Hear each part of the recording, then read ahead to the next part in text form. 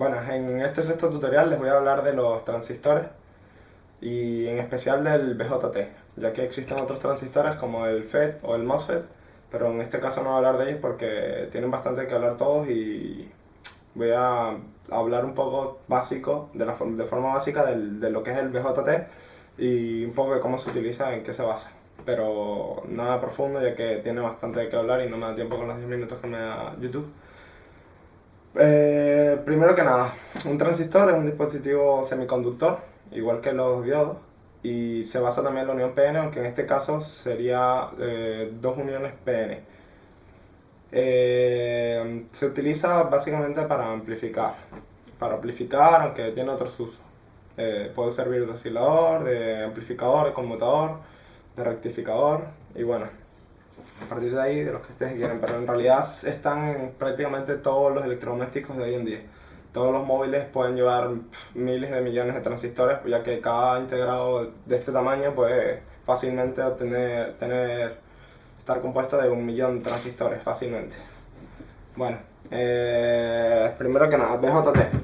BJT significa Bipolar Junction Transistor, es decir, transistor de unión bipolar.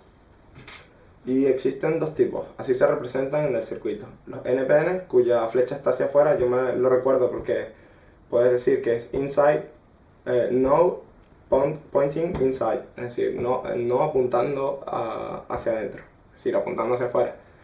Luego tenemos el PNP, pointing inside.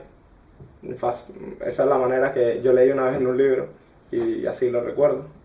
Y bueno, el transistor suele tener solo 3 terminales, es decir, y suelen ser base, bueno, suelen ser no, son en el BJT base, colector y emisor.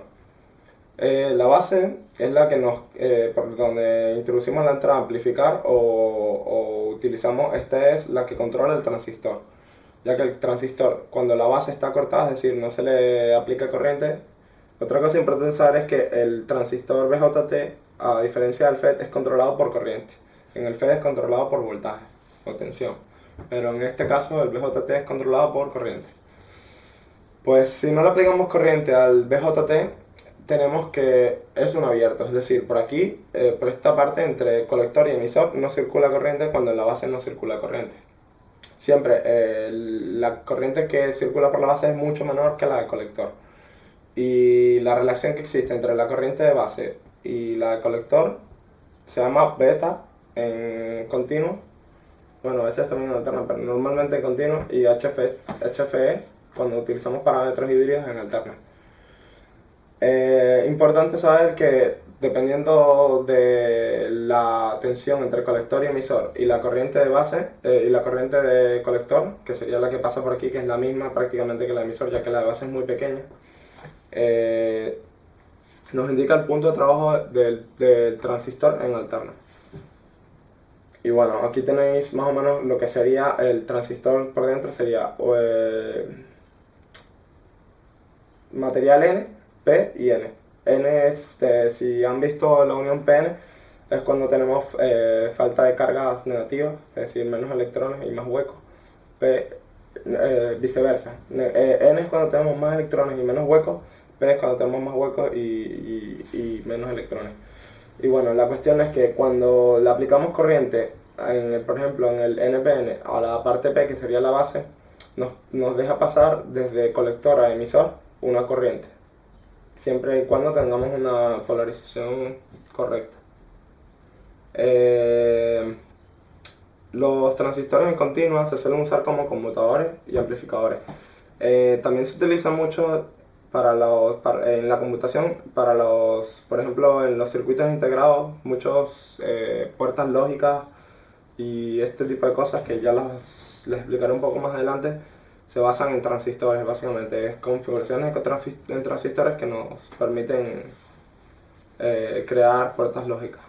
Y luego en alterna los utilizamos como amplificadores, como osciladores, es decir, en realidad esto no sería alterna, sino los osciladores sería un circuito que nos permite pasar de continuo a alterna, que ya los veremos más adelante, y luego de rectificadores, que justamente, bueno, se podría decir que lo contrario al oscilador, que de alterna obtenemos continuo, o casi continuo, básicamente como un diodo. Luego, es importante saber que para hacer una amplificación en continua necesitamos una polarización correcta. ¿Qué quiere decir esto? Básicamente aquí veis el transistor y lo que hacemos es colocar unas resistencias de unos valores determinados para que funcione en la parte activa del transistor, es decir, que amplifique y que no recorte la señal de entrada en ninguna manera. Para eso hay que tener en cuenta las curvas del transistor, que en este caso no se ha puesto, ya que habría que ponerse a explicar las dos curvas que tiene el BJT. Pero básicamente tienes que saber que tiene que trabajar en una región activa y que no recorte la señal de entrada ni la modifique de ninguna manera, sino simplemente amplifique. Eso para amplificar. Ya más adelante les haré una muestra de amplificación y les enseñaré cómo hacer el circuito de polarización para una amplificación de una señal concreta. Bueno, básicamente este circuito de polarización, ya que existen tres, este concretamente es el emisor común. Ya les diré por qué. Existe emisor común, base común y colector común. Eso por sus terminales. ¿Y qué quiere decir? El emisor común es cuando el emisor está conectado a masa. Masa es tierra, es decir, 0 voltios, en relación con los 12 voltios de la alimentación. Estos son una fuente de 12 voltios. Ese emisor común, en este caso, aunque parece que no está conectado directamente a tierra, ya que tenemos una resistencia aquí, como hemos dicho antes, los condensadores se pueden comportar a ciertas frecuencias como cortocircuitos. En este caso, el valor de los condensadores se supondría cortocircuitado en alterna para las señales que estamos amplificando. Como podéis ver, si cortocircuitamos esto, es decir, si este condensador fuese un cable, el emisor, que es este, estaría directamente conectado a masa. Por lo tanto, es emisor común. Luego, estos dos condensadores son condensadores de desacoplo. Esa es otra de las funciones que les dije que tendrían los condensadores. Y lo que nos permite es dejar pasar, es decir, cortocircuitar la entrada de alterna, pero a su vez no de continua, es decir, no deja pasar la continua de este punto a este punto y viceversa. Y el mismo caso para la salida. Es decir, entra alterna por aquí, una señal pequeña de alterna, y saldría por aquí otra señal pequeña, una señal mucho mayor de alterna, o bastante mayor, ya que los amplificadores con BJT suelen tener bastante ganancia, aunque las impedancias no son tan buenas. Si impedancia, es decir, la resistencia vista de entrada, de salida, que son impedancias en alterna, no son tan buenas como suelen ser con los MOSFET. Además, inducen más ruido que los MOSFET en los amplificadores y en osciladores, así que en realidad se utilizan porque su buena ganancia. Aunque ya les digo que para cosas que son sensibles al ruido es mejor utilizar los MOSFET. Y bueno, este sería el circuito equivalente en alterna, que serían, si se fijan, estas dos resistencias son estas dos, que como se cortocircuitan, esto se volvería masa, porque todas las fuentes de continuo serían masa, o tierra, como queráis llamarlo. Y esta fuente continua y esta resistencia, si se fijan, si esto es masa y esto es masa, estas dos quedan en paralelo, que serían este R1 y este R2. Luego esta sería la HIE, que sería la resistencia propia del transistor, y esta sería el HFE, que es una fuente de corriente controlada por corriente, que sería el factor de amplificación HFE del propio transistor. Y por último tenemos la resistencia del colector, que es esta, que como veis está conectada a masa, y luego esta R de emisor nos desaparece por el condensador, ya que se cortocircuita y queda en masa. Quedaría justo aquí abajo, pero como está cortocircuitado, pues está cortocircuitado en masa, no aparece.